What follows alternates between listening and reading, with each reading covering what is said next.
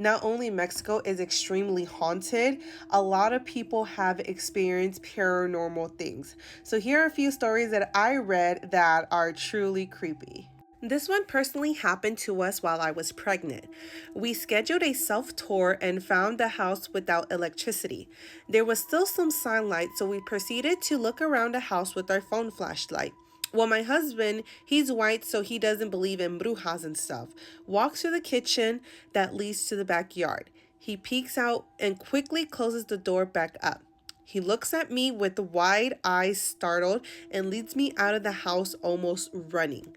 In the car, he's completely silent, but finally tells me he saw a big human-sized bird perch on top of the neighbor's house. But what scared him the most was that it was an old lady's face staring back at him. We called my mother right away and told her what we saw, and my mother told us that it was a bruja trying to steal our baby. We encountered more things related to brujas after that.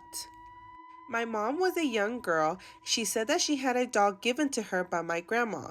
She was 12, but she never really had a childhood, always working and cooking, so she was happy and treated it like a child. So after my grandma noticed and told her stop loving it so much, feeding her, talking to her, playing and making her clothes of stuff of she found, you will give it life. My mom didn't care. She still loved her like her own, but then one night she said she went to sleep with her like normal, but I guess she pulled her blanket too much that it uncovered the doll. She looked for her mid-sleep and she found her, but she was really cold. So she put her in close to her, and when she did, she softly cried like a newborn. She said that she screamed and my grandma got it and threw it out the window. The next morning they looked for it and it was gone. She thinks that a demon was inside of that doll. My mom's aunt was at a carnival with her friend and an owl kept screeching at them.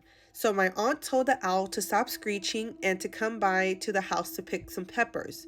The next day came and she was home alone and she heard a knock at the door, and it was an old lady saying, "I'm here for my peppers." My aunt closed the door and locked it and ran to my grandma's house. One time, I was around maybe 8 years old. I grew up in a small town called Payson, Arizona, and I was coming home from the park on my bike and I was alone. While riding my bike back home, I passed this old saloon called the Oxbow, and I kind of already knew it was haunted, but never expected to see anything. And as I was passing by, my chain knocked up for no reason. Bike was brand new, and I started to try to fix it. I looked up into a window and I swear I saw a man with the most scariest face smiling at me through the window. I swear I still have the image burned inside my brain.